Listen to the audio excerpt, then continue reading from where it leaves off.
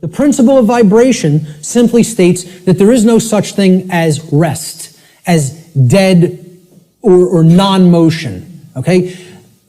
Death, in that sense, is an illusion, because true death would be the cessation of all motion and energy. There is no such thing. It doesn't exist. You cannot go anywhere in creation where something is at complete rest. You know, that desk has atoms in it, and they're not at rest. They're like in crazy, chaotic motion, especially the, electron clouds of the atom. And if you look at it at a deep enough level, you would see it's like, chaos going on, and it's all kinds of motion happening, seemingly at random. If you zoom into that with a powerful enough microscope, you're going to see all kinds of motion, and nothing's at rest.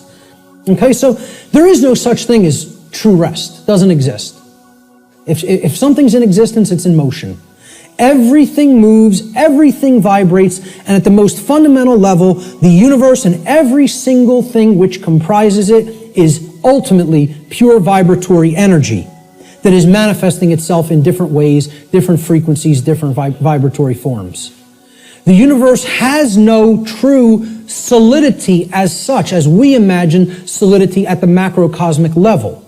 Matter is merely energy in a state of vibration. And what this is, if we truly understand this, and many sciences are now finally really understanding this and trying to propagate this knowledge out into the public, we will come to the understanding that this is a spiritual construct for experience to be gained, to have an experience and learn and grow in consciousness. That's what the purpose of this whole thing is for, So nothing is truly solid. It's again, like we say, we are spirit having a human experience. The whole universe is spiritual, having a experience in solidity. All right? That's how you have to look at the principle of vibration. The principle of polarity states that everything has a dual nature to it. There are polarities in everything that exists. Okay? Everything has poles. Everything has its pair of opposites. However, opposites, they are identical in nature, but they're different in degree. So let me give you an example of what that means. Are hot and cold really opposites? Or can we simply look at them as the presence of heat energy or the absence of heat energy?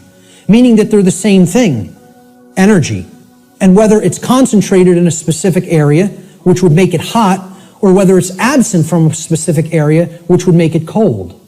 Okay? That's what hot and cold are at the fundamental level. At our level of perception, they're opposites, but at the fundamental level, they're the same thing, energy or lack thereof. Just like those 3 stages of the trivium. Are knowledge and ignorance the same thing? Yeah, actually they are. Because truth is always present. It's a matter of whether it's taken in and processed, or whether it's refused to be taken in and it's not processed. Okay? So it's just like that. They're identical in their natures, but they're different in their degree. Okay?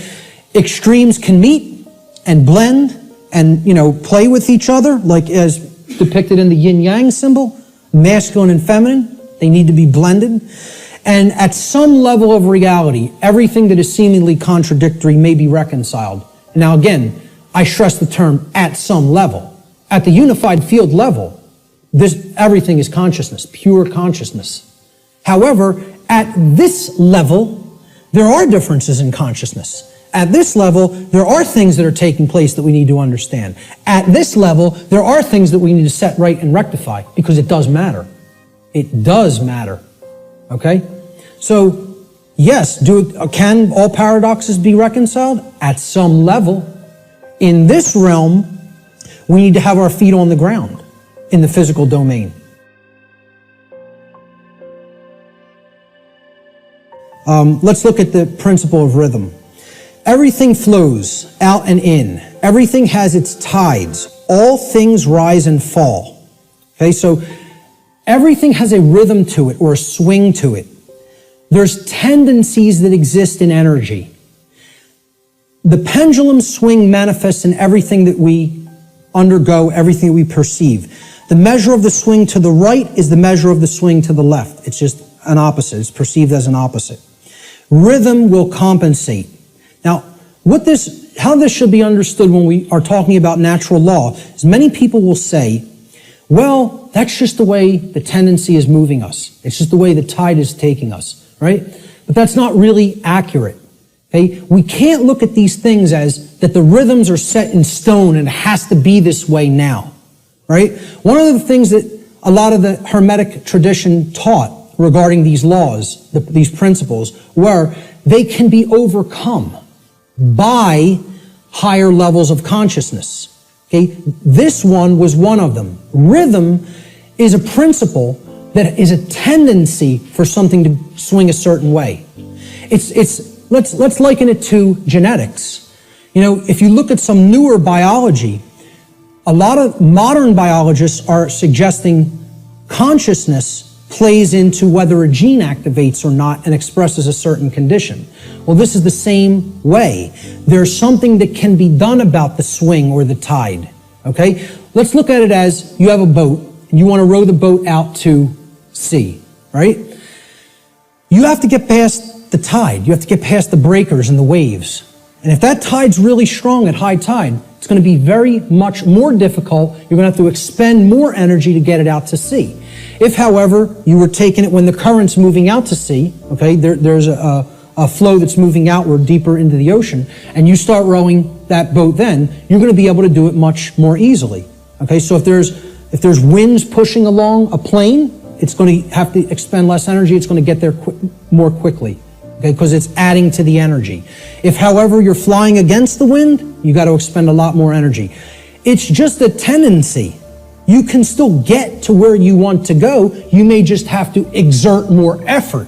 Right now, we're in a tendency of things are not flowing, okay? It's an ebb, all right? And it's something that needs to really have more energy put into it if we're going to resist the tendency. It doesn't mean nothing can be done about it. It doesn't mean it can't be overcome. It means at the time we're living in, okay, we want to make this motion go in this direction, but its tendency is to move in this direction. So more will is required at this time to move the consciousness. At other times, the consciousness may be flowing in a positive direction and it may take much less energy in order to move that consciousness forward. However, we're not living in that time. We are living at what many researchers have called the Kali Yuga, or the age of darkness and destruction. You know, this is the point that resists the flow in consciousness the most. And it's going to take an enormity of effort to break down these pre-existing belief systems that don't serve who we are. So that's the principle of rhythm.